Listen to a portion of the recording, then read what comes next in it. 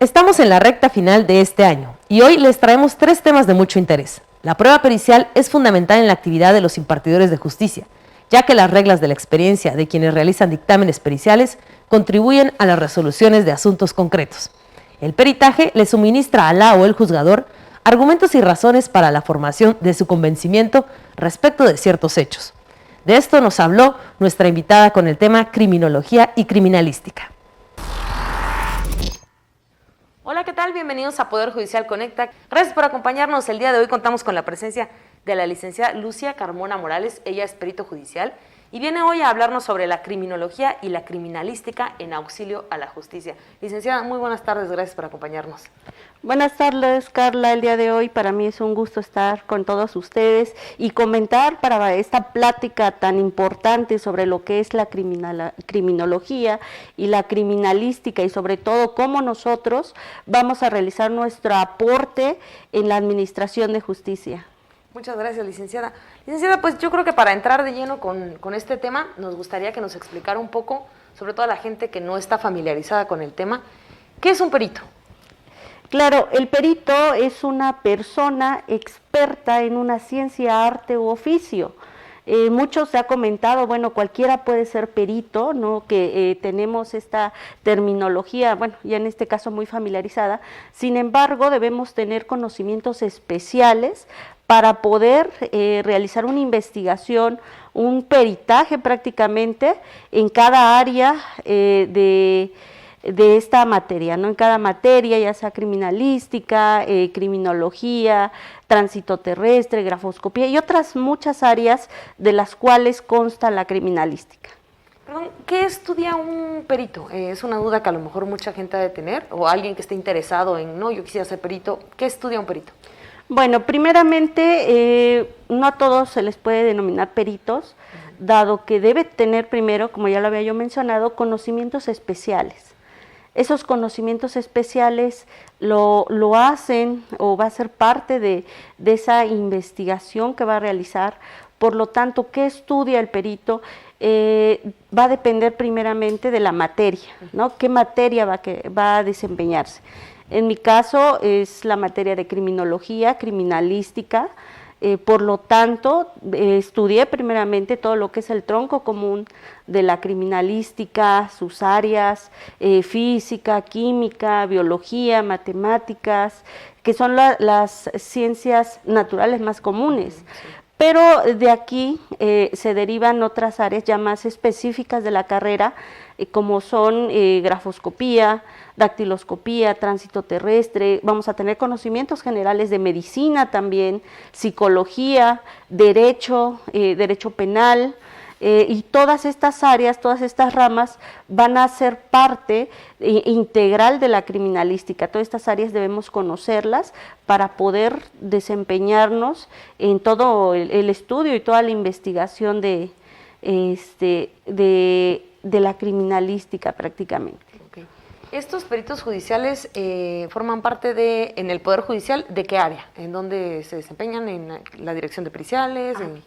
Bien, la Dirección de Periciales del Poder Judicial cuenta con una área específica de peritos, el cual está integrado por peritos en materias de psicología, en materia de avalúo de bienes muebles, bienes inmuebles, que son los peritos tanto de perfil, ingenieros, arquitectos, el trabajo social, hay una trabajadora social, el perito médico, y nuestra área, ¿no? Nuestra área que es integrada por la criminología, el área de la criminalística, que abarcamos también las ramas de grafoscopía, dactiloscopía, documentoscopía, tránsito terrestre. Entonces, todas estas áreas son especiales y que van a los compañeros y también compañeros peritos, compañeros expertos, estamos integrados en la Dirección de Periciales del Poder Judicial.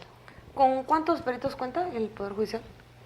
Bueno, son varias áreas, como ya lo mencioné, cuenta con su área de psicología, sí, su área de trabajadora social, los peritos arquitectos y un ingeniero, ellos abordan lo que es el avalúo de bienes muebles, bienes inmuebles, ¿no? Y nuestra área como somos 4 peritos en el área de criminología y criminalística.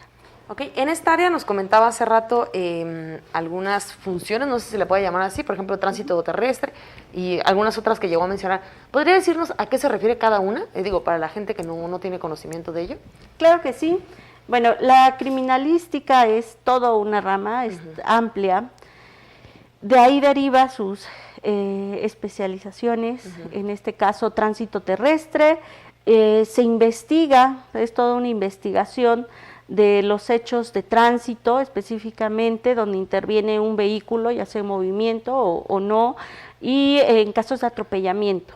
Entonces, ahí interviene el perito en tránsito terrestre para poder investigar cómo ocurrió, ¿sí? Cómo ocurrió, qué vehículo, en estos casos, cuál de los 2 vehículos tuvo la mayor preponderancia en cuanto a todos los indicios que se localicen en el lugar, y en el caso del atropellamiento también, ¿no? Muchas veces interviene más de un vehículo en un atropellamiento, bueno, también para determinar cómo ocurrió lo que nosotros llamamos la mecánica de hechos, ¿no? La mecánica de hechos de la evolución de ese accidente. En el caso de grafoscopía, lo que se hace es el análisis de la escritura, ¿sí? El análisis de la escritura, que todo esto plasmado en un documento para poder determinar quién es el autor. Se ha visto que intervenimos tanto en materia civil, en materia penal, en materia laboral también, donde se encuentran diversos documentos que posiblemente, bueno, a veces las personas dicen que no firmaron, viene ahí es donde interviene el perito.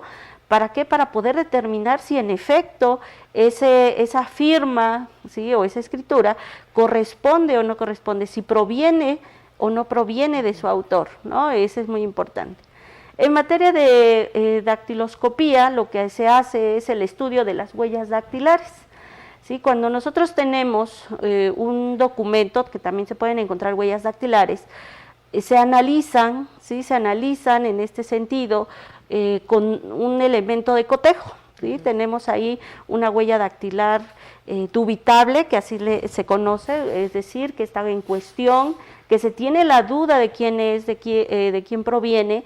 Entonces se hace un estudio comparativo con las huellas dactilares de la persona que ya está identificada. Y una vez que se hace esa comparativa, se determina si corresponde o no corresponde a la persona, es decir, si le va a dar esa identidad. Ahí es muy importante porque las huellas dactilares, o en el caso de dactiloscopía, forma parte de un sistema de identificación, ¿no? Es un sistema de identificación y por lo tanto la importancia dentro de su investigación y dentro de los resultados va a ser relevante. Sí. En documentoscopía es para realizar el análisis del documento, si ésta presenta o no presenta algún tipo de alteración, que en sentido genérico o en sentido general, analizamos el documento, ¿sí? Ya tenemos ahí hablando específicamente de todas las características generales del documento para identificar si ha sido o no ha sido alterado, ¿no? Sí. Lo que nos solicitan es identificar si es auténtico o no es auténtico, y de ahí pues ya rendimos con todo el análisis previo que se realiza, todo el estudio a profundidad para dar una respuesta o llegar a una conclusión ya determinante. Entonces, esas son todas las características en el caso de las ramas a las cuales realizamos el estudio. Sí, justamente le comentaba hace rato que parecía que solo tiene que ir a levantar cuerpos, pero no es eso. Sí. El trabajo es pues muy pesado y no sé si quiera decir algo más. No, pues muchas gracias a todos y gracias también por la invitación y sobre todo dar a conocer que la Dirección de Periciales pues tiene su cuerpo de peritos, y en este caso tenemos el área de criminalística, el área de criminología, que realizamos toda una investigación para auxiliar al juzgador en la administración de justicia. Entonces es muy importante que conozcan también, pues ya más o menos a grandes rasgos, comenté qué es lo que hacemos, porque sí, como bien lo comentabas, se desconoce, ¿no? Que el Poder Judicial tiene su cuerpo de peritos. Sí. Y estamos directamente inmersos en apoyo a lo que la autoridad solicite o en este sentido al auxilio del juez. En entrevista con la directora del Fondo para la Administración de Justicia del Consejo de la Judicatura, Irma Oliva Moctezuma Matías, nos explicó el trámite para la pensión alimenticia o garantía de alimentos. Este es uno de los temas prioritarios a los que se brinda atención en el Poder Judicial del Estado. Acompáñenme a ver esta información. Hola, ¿qué tal? Bienvenidos a Poder Judicial Conecta. El día de hoy contamos con la presencia de la contadora Irma Oliva Moctezuma Matías. Ella es directora del Fondo para la Administración de Justicia del Poder Judicial del Estado de Oaxaca, que viene hoy a hablarnos de un tema, entre muchos temas que nos va a comentar sobre las funciones que realiza su área. También viene a hablarnos de la pensión alimenticia, que es un tema muy importante. Contadora, muchas gracias por acompañarnos. Muy buenos días. Pues yo creo que vamos a empezar de lleno, y creo que lo primero que la gente se preguntaría en sus casas es: ¿cuáles son las funciones que realiza el Fondo para la Administración de Justicia? Bien. Mire, el Fondo para la Administración de Justicia del Poder Judicial del Estado de Oaxaca es un órgano de administración interna, somos una autoridad ejecutora y nos corresponde la función de captar, controlar y reembolsar los recursos de garantías jurídicas del Poder Judicial, entre otras funciones que también tenemos, como es la conyugancia con otras áreas del Poder Judicial, con otras áreas administrativas y jurisdiccionales. Ok, perfecto. Uno de los temas prioritarios y que le interesa muchísimo al Poder Judicial es hablar sobre las pensiones alimenticias. ¿Cómo es que su área se relaciona con este tema? Sí, mire, las pensiones alimenticias son un derecho en algunas ocasiones que se solicitan a través de las demandas judiciales entre los diferentes órganos jurisdiccionales, y cuyos beneficiarios bien pueden ser menores o adultos mayores que comprueban el derecho a esta prestación. Nosotros intervenimos una vez que el juez civil otorga la obligación de dar y el derecho de recibir a un beneficiario esta pensión. Es en las ventanillas del Fondo para la Administración de Justicia que nosotros recibimos el comprobante de depósito o bien efectivo de parte del deudor alimentario, y a posterior otorgamos el pago a los beneficiarios de la pensión alimenticia. Esa es nuestra función dentro de esta importante actividad. Ok, es muy importante dejarle muy en claro a la gente que el fondo no es el lugar donde usted va y presenta la demanda. Es decir, es la segunda...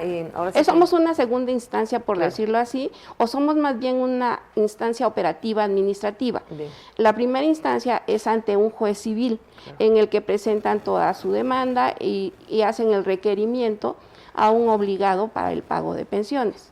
Okay, entonces, una vez que el juez establece las bases en cuanto al monto y la periodicidad de pago, el obligado acude con nosotros y somos intermediarios con el beneficiario para garantizar el efectivo cumplimiento. Bien. De modo tal que nos coordinamos constantemente con el área jurídica, informando y haciéndole saber, que ya recibimos el pago mediante la emisión de un certificado de depósito, que es un documento oficial, y segundo, cuando nosotros ya le pagamos al beneficiario, también le comunicamos si bien hicimos un pago en efectivo o hicimos una transferencia electrónica. Bien, sí. Ok, quiero recordarle a la gente que están abiertos los teléfonos de Justiciatel en el 800-719-2232. Cualquier duda que tengan sobre pensión alimenticia o cualquier otro tema, no duden en comunicarse, con mucho gusto los van a atender. Contadora, ¿nos podría explicar cuál es el procedimiento para este pago de pensión alimenticia? Así es. Mire, una vez que se presenta la demanda de pensión alimenticia ante el juez civil, el juez otorga un número de expediente y, como le decía, indica el monto a pagar y la periodicidad en la que se va a efectuar. Entonces, el deudor alimentario, que así se llama la parte obligada, se presenta ante las ventanillas y por una parte nos puede hacer un pago en efectivo. Ese pago que recibimos en ventanilla es hasta por un monto máximo de 15,000 pesos. En ese punto, nosotros, si bien rebasa esa cantidad la obligación establecida por el juez, nos exhiben una ficha de depósito bancario, misma que se hizo a las cuentas del Poder Judicial, a las cuentas del Fondo para la Administración de Justicia. Nosotros recibimos o bien el efectivo o bien el comprobante bancario, verificamos los datos mediante el llenado de un formato que en particular está a disposición del usuario en las ventanillas, que es el FDE5, y nosotros en el acto elaboramos un certificado de depósito, que es un documento oficial que cumple con varias medidas de seguridad para que no sea alterable en ningún momento. Una vez que elaboramos el certificado en duplicado, le hacemos entrega al deudor alimentario, nos firma un acuse de recibo y él lleva personalmente ese certificado con el juez civil, de modo que en esa forma garantiza que ya realizó el pago. Hecho esto, el juez civil llama al beneficiario de la pensión alimenticia y mediante escrito le entrega el certificado con una instrucción al Fondo de Administración para que efectuemos el reembolso de ese importe. Ellos acuden a ventanilla y nosotros lo hacemos efectivo si es menor a 15,000 pesos, o bien hacemos una transferencia electrónica o lo que se conoce como una dispersa. Es una orden de pago bancaria. Es con esto de que una vez efectuada esta acción, tanto de pago como de transferencia o dispersa bancaria, informamos al juez que se dio cumplimiento a su instrucción. Entonces, esta primera opción es una opción en la que seguimos varios pasos. Una, el juez determina. Dos, el usuario deposita, nos entrega su comprobante, emitimos el certificado, el usuario lo lleva al juez, el juez llama al beneficiario, el beneficiario acude con nosotros y nos cobra. Entonces estamos haciendo más o menos 7 pasos para el pago de la pensión. Y en algunos casos pues es un poquito dilatado. Sin embargo, tenemos un paso o un procedimiento que abrevia este trámite.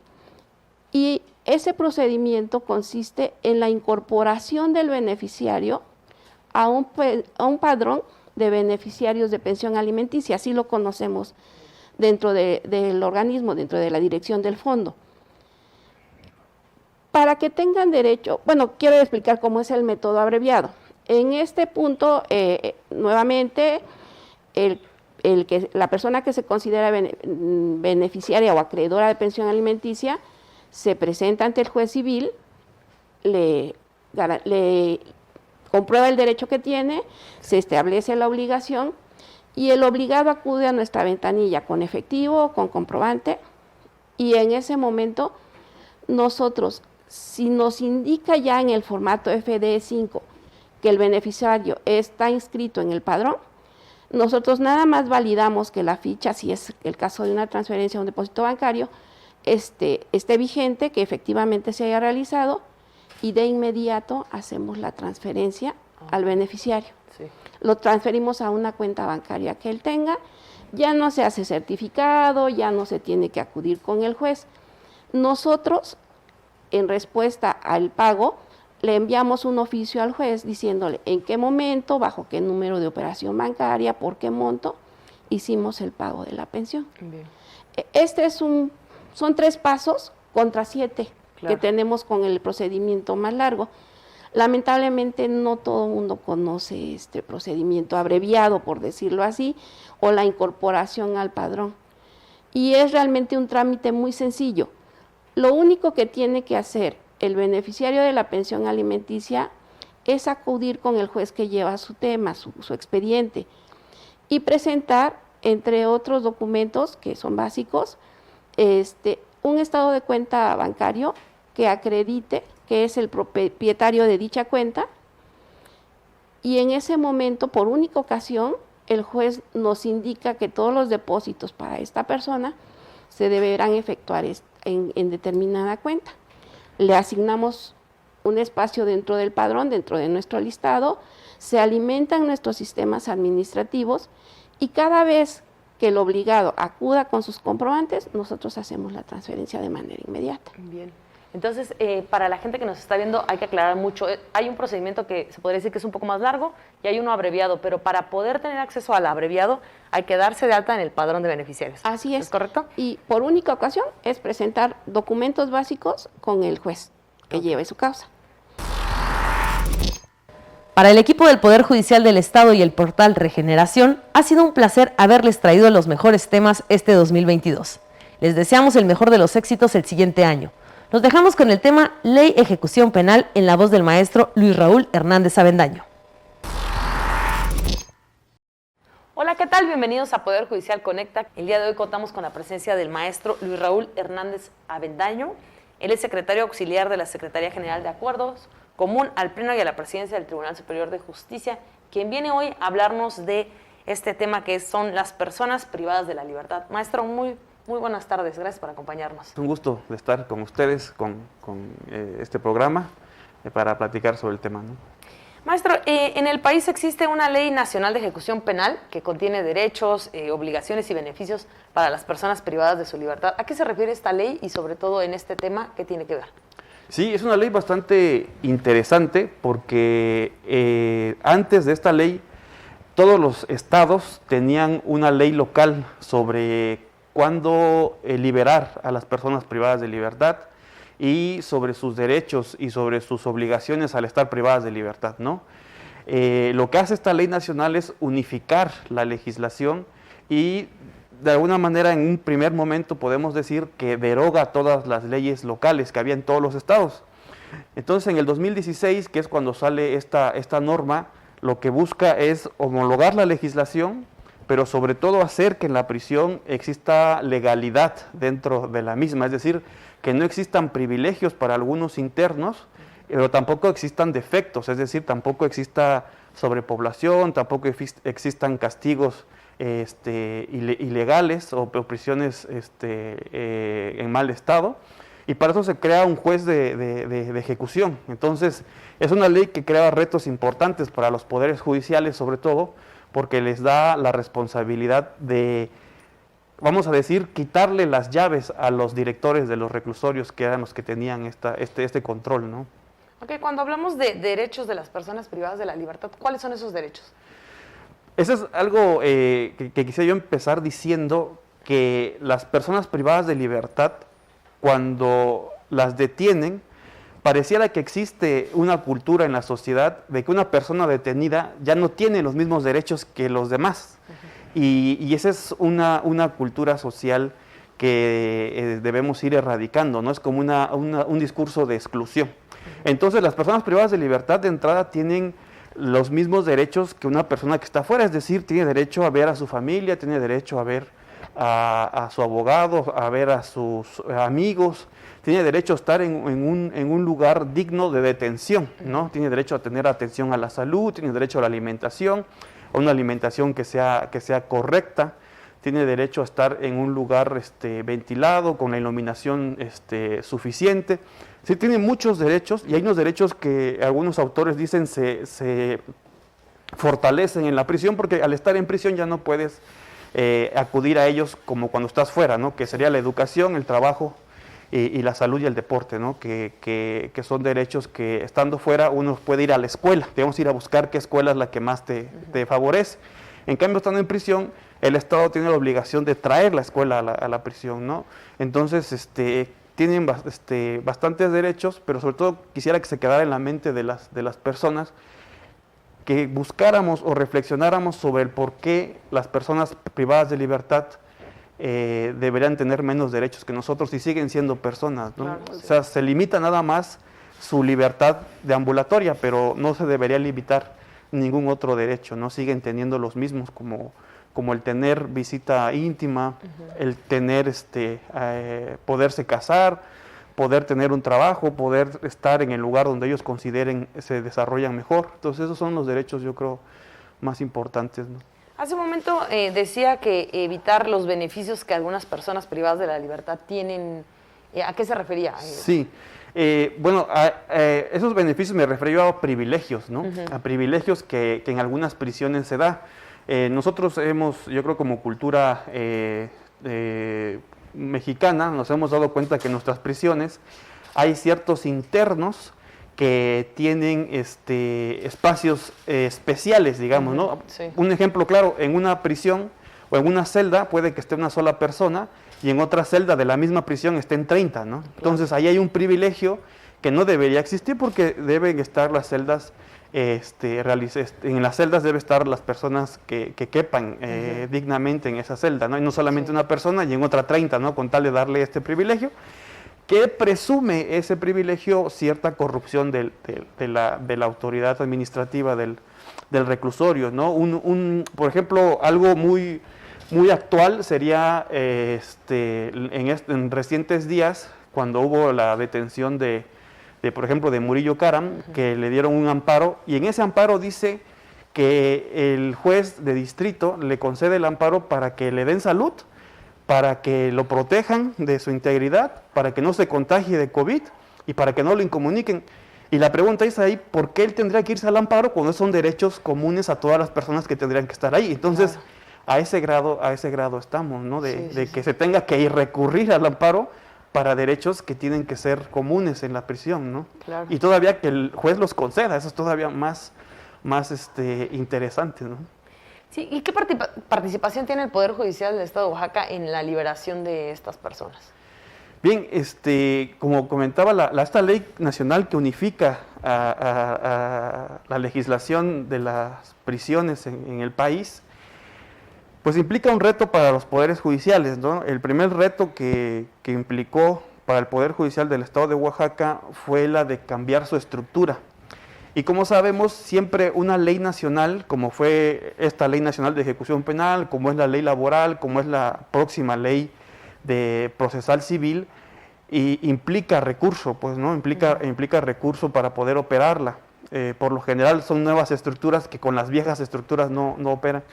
Entonces el tribunal lo primero que hizo, que es algo loable porque es el único tribunal del país que ha sacado un acuerdo que alinea su estructura a lo que la ley nacional estableció.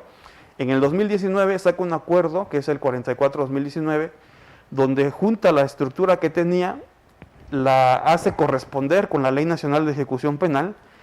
Y lo importante es que nos adelantamos a la Suprema Corte, porque la Suprema Corte en el 2020 empieza a sacar jurisprudencia acerca de cómo deberían ser las competencias. Y empieza a confirmar lo que nosotros en el 2019 como Poder Judicial se había logrado, ¿no? Entonces eso fue algo bastante importante porque se ahorró mucho en ese programa, ¿no? Lo que sí tenemos que entender es que ese primer acuerdo fue el inicio de la reestructuración. Tendría que venir una consolidación y una evaluación para poder darle una mejor, ver si estamos mejorando en alguna cuestión posible, ¿no? Entonces, una vez ya que se hizo esa reestructura, el Poder Judicial participa en la liberación de las personas porque antes el director de los reclusorios era quien decidía quiénes eran las personas que salían, ¿no? Ahora son los jueces los que deciden quiénes son los que salen en beneficio, ¿no? Entonces eso evita, antes los directores eran muy discrecionales al momento de decidir quién salía y quién no salía, ¿no? Y ahora los jueces, siempre que el juez interviene en una materia, significa que hay un principio de legalidad, es decir, es mucho más estricto el tema de conceder o no un beneficio, ¿no? Se trata de cumplir con la norma. Un juez no tiene interés en que un interno salga o no salga, sino un juez lo que tiene interés es que se cumpla la norma. Y si se cumple la norma, entonces es que el juez concede ahí el beneficio, ¿no? Entonces esa es la participación del ¿En qué Poder se basan Judicial. los jueces para decidir quién sí, quién no? Sí, ahí en la norma, como les digo, se establece un principio de legalidad. Eso quiere decir que en la ley vienen ciertos requisitos para que los internos puedan salir. En esta ley nueva que estamos comentando, existen varios beneficios. Los que más se ocupan es de libertad anticipada, libertad condicionada. Estos dos beneficios tienen en común los mismos requisitos, nada más cambian en el porcentaje que debiste haber cumplido para poder acceder a ello. Pero el primer requisito, por ejemplo, es no tener otra sentencia condenatoria firme, es haber pagado la reparación del daño, haber pagado la multa, haber tenido buena conducta, haber cumplido con tu plan de actividades, el haber cumplido en la libertad anticipada con el 70% si es que fue delito doloso, con el 50% si es que fue delito culposo, y si es la libertad condicionada, con el 50% únicamente para delitos dolosos. Esta libertad no es para delitos culposos, ¿no? Y no estar sujeto a otro proceso que implique privación de la libertad.